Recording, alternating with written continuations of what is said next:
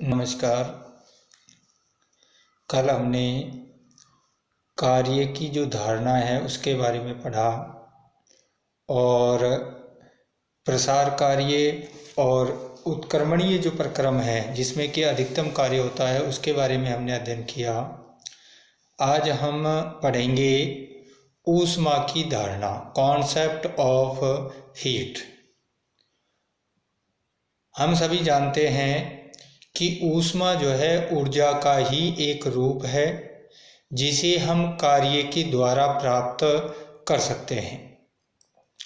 ऊष्मा जो परिवेश होता है उस परिवेश पर प्रभाव के द्वारा व्यक्त की जाती है और ये प्रभाव जो होता है ये ताप के रूप में देखा जा सकता है। ऊष्मा का प्रवाह हम अच्छी तरह से जानते हैं कि ऊष्मा का जो प्रवाह है वो उच्च ताप से निम्न ताप की ओर होता है। यदि तंत्र और परिवेश तापीय साम्य में हो तो ऊष्मा का प्रवाह रुक जाता है। ऊर्जा के अन्य रूप तो कार्य के रूप में हम पूर्ण रूप से परिवर्तित कर सकते हैं, लेकिन ऊष्मा को तंत्र या परिवेश में स्थायी परिवर्तन किए बिना पूर्ण रूप से कार्य में परिवर्तित नहीं किया जा सकता है। कार्य के समान ऊष्मा भी एक बीजीय राशि है जिसे हम Q के द्वारा प्रदर्शित करते हैं। जब तंत्र परिवेश से ऊष्मा का अवशोषण करता है तो ऊष्मा का मान धनात्मक होता है और जब तंत्र परिवेश को ऊष्मा देता है तो ऊष्मा का मान ऋणात्मक होता है। ऊष्मा का मान अवस्था परिवर्तन के पथ पर निर्भर करता है, इसलिए ऊष्मा अवस्था फलन नहीं है।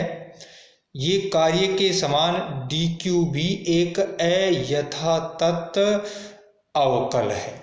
तो ये जो है ऊष्मा के बारे में हमें जानकारी होनी चाहिए कि ऊष्मा क्या है और ये किस प्रकार से उत्पन्न होती है और तंत्र और परिवेश में ऊष्मा के आदान प्रदान से ऊष्मा का रूप जो है धनात्मक होगा या ऋणात्मक होगा, उसके बारे में हमें जानकारी प्राप्त होती है।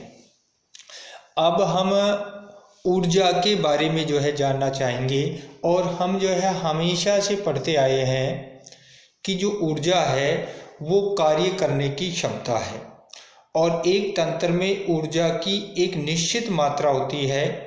यह ऊर्जा अनेक रूपों में हो सकती है, जैसे स्थिति के कारण जो ऊर्जा होती है उसको हम स्थितिज ऊर्जा कहते हैं।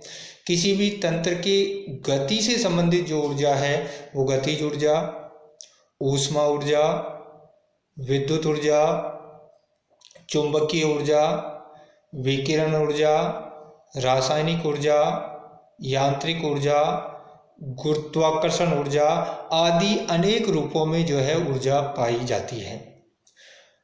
लेकिन यहाँ पर जो है हम जानना चाहेंगे कि रासायनिक जो प्रक्रियाएं होती हैं उसमें जो ऊर्जा है, जो रासायनिक तंत्र होते हैं उनकी ऊर्जाओं के बारे में हम यहाँ जानना चाहते हैं।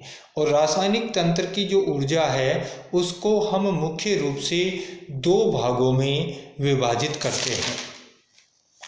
एक है एक्सटर्नल एनर्जी या बाह्य ऊर्जा। ये जो बाह्य ऊर्जा है ये संपूर्ण तंत्र की स्थितिज और गतिज ऊर्जाओं के योगफल के बराबर होती है। यानी कि जो तंत्र होता है उस तंत्र की स्थितिज और गतिज ऊर्जाओं का जो योगफल होता है वो उसकी बाह्य ऊर्जा होती है और इसका ऊष्मा गतिकी से में कोई उपयोग नहीं है। यानी कि बाह्य ऊर्जा का हम थर्मोडायनेमिक्स में कोई उपयोग नहीं है।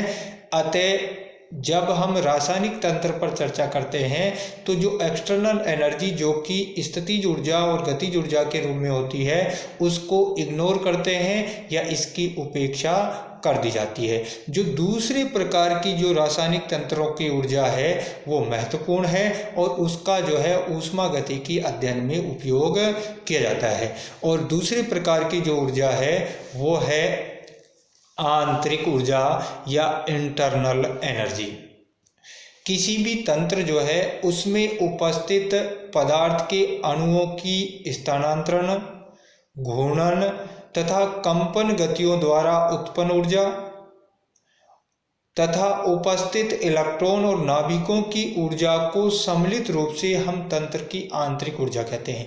यानी कि आंतरिक ऊर्जा जो है कोई भी जो पदार्थ है उसके अणुओं की स्थानांतरण, घूर्णन और कंपन गतियों के कारण हो सकती है, या उस पदार्थ में उपस्थित जो इलेक्ट्रॉन और नाभिक है उनकी जो कुल ऊर्जा है, इन सभी प्रकार की ऊर्जाओं का जो योग है वो आंतरिक ऊर्जा कहलाता है। ये जो आंतरिक ऊर्जा है इसे हम कैपिटल ई या यू के द्वारा व्यक्त करते हैं। किसी भी तंत्र की आंतरिक ऊर्जा उसमें उपस्थित पदार्थ की रासायनिक प्रकृति, ताप, दाब और आयतन पर निर्भर करती है।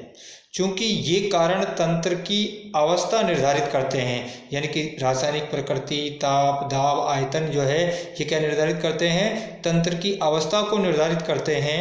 अतः आंतरिक ऊर्जा तंत्र का अवस्था पर निर्भर करती है, उसके अवस्था परिवर्तन के पथ पर निर्भर नहीं करती है। इस तरह से हम ये कह सकते हैं कि आंतरिक ऊर्जा एक अवस्था फलन है, स्टेट फंक्शन है। आंतरिक जो ऊर्जा है उस आंतरिक ऊर्जा का वास्तविक परिमाण जो है हम ज्ञात नहीं कर सकते, लेकिन किसी भी प्रक्रम जो है उस प्रक्रम में तंत्र के एक अवस्था से दूसरी अवस्था में जाने पर उसकी जो आंतरिक ऊर्जा में जो परिवर्तन होता है उस परिवर्तन को हम आसानी से ज्ञात कर सकते हैं। क्योंकि किसी भी तंत्र की आंतरिक ऊर्जा का वास्तविक परिणाम इसलिए नहीं ज्ञात किया जा सकता क्योंकि ये कई बहुत सारे अनिर्धारित कारकों जैसे अणुओं की विभिन्न प्रकार की गतियाँ, इलेक्ट्रॉनों की संख्या एवं विन्यास, नाभिकीय ऊर्जा पर निर्भर करती है।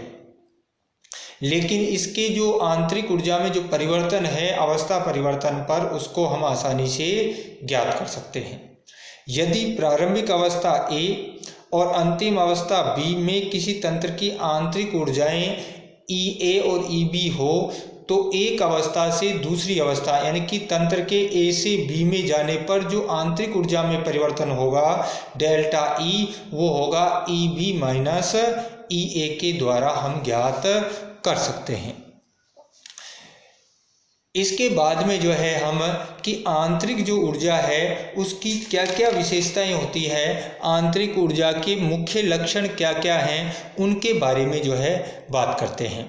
और जब हम आंतरिक ऊर्जा के लक्षणों पर चर्चा करते हैं तो आंतरिक जो ऊर्जा है वो तंत्र की प्रारंभिक और अंतिम अवस्थाओं पर निर्भर करती है, अवस्था परिवर्तन के पथ पर निर्भर नहीं करती, जैसा हमने पहले पढ़ा है।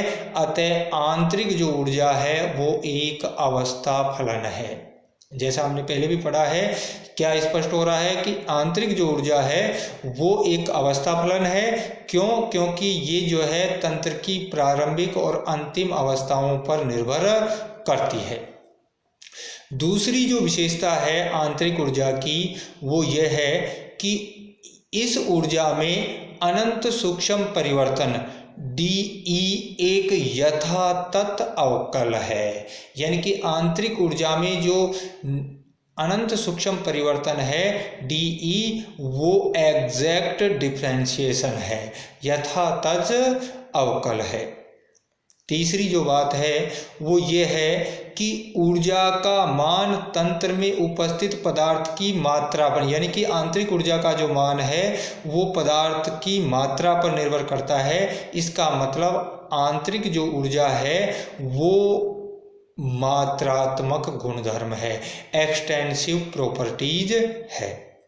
अगली जो विशेषता है इसकी वो ये है कि ऊर्जा का वास्तविक परिमाण ज्ञात नहीं किया जा सकता, परंतु ऊर्जा परिवर्तन सरलता से ज्ञात किया जा सकता है। जैसा हमने अभी पढ़ा कि जो आंतरिक ऊर्जा है उसके वास्तविक परिमाण को हम नहीं ज्ञात कर सकते, लेकिन जब तंत्र एक अवस्था से दूसरी अवस्था में जाता है तो आंतरिक ऊर्जा में जो परिवर्तन होता है उस आंतरिक ऊर्जा में परिवर्तन को हम आसानी से ज्ञात कर सकते हैं। और कैसे ज्ञात कर सकते हैं? डेल्टा ई बराबर ई बी माइनस ई ए, जहाँ ई ए प्रारंभिक अवस्था की आंतरिक ऊर्जा है जबकि ई बी जो है वो अंतिम अवस्था की आंतरिक ऊर्जा है।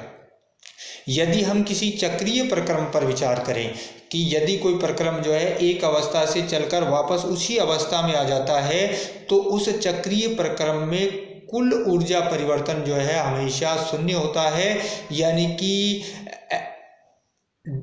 चक्रीय प्रक्रम में जो डीई होता है वो डीई हमेशा 0 होता है। डी का मान कितना होता है? 0 होता है। इसी तरह से जिस तरह से कार्य जो है वो एक बीजीय राशि होती है, उसी तरह से डेल्टा ई जो है आंतरिक ऊर्जा में जो परिवर्तन है वो भी एक बीजीय राशि है। अतः इसका मान धनात्मक या ऋणात्मक हो सकता है। धनात्मक मान ऊर्जा अवशोषण को प्रदर्शित करता है, यानी कि अगर तंत्र ऊर्जा का अवशोषण करता है तो डेल्टा ई धनात्मक होगा, और यदि तंत्र के द्वारा ऊर्जा का उत्सर्जन होता है तो डेल्टा ई का मान जो है वो ऋणात्मक होगा। इसी तरह से एक जो अंतिम जो विशेषता है ऊर्जा की, कि ऊर्जा जो है वो उसको न तो उत्पन्न कर सकते हैं और न ही नष्ट किया जा सकता है, इसको केवल एक रूप से दूसरे रूप में परिवर्तित किया जा सकता है। इसे हम ऊर्जा संरक्षण का नियम कहते हैं। तो आज हमने जो है पढ़ा कॉन्सेप्ट ऑफ हीट, ऊष्मा के धारणा के बारे में पढ़ा, और कोई भी जो रासायनिक प्रक्रम है उस रासायनिक प्रक्रम में जो 2 प्रकार की एनर्जी बाह्य और आंतरिक जो ऊर्जा है उसके बारे में पढ़ा। और हमने ये पढ़ा कि बाह्य जो एनर्जी जो कि गतिज ऊर्जा और स्थितिज ऊर्जा के रूप में होती है उसका ऊष्मागतिकी में कोई उपयोग नहीं किया जाता, लेकिन जो आंतरिक ऊर्जा है वो एक ऊष्मागतिकी फलन है और ऊष्मागतिकी में इसका अध्ययन किया जाता है। और आंतरिक ऊर्जा क्या होती है और इसे किस तरह से ज्ञात किया जाता है, इसकी क्या क्या विशेषताएं हैं, इनके बारे में हमने अध्ययन किया। आज के लिए इतना ही। धन्यवाद।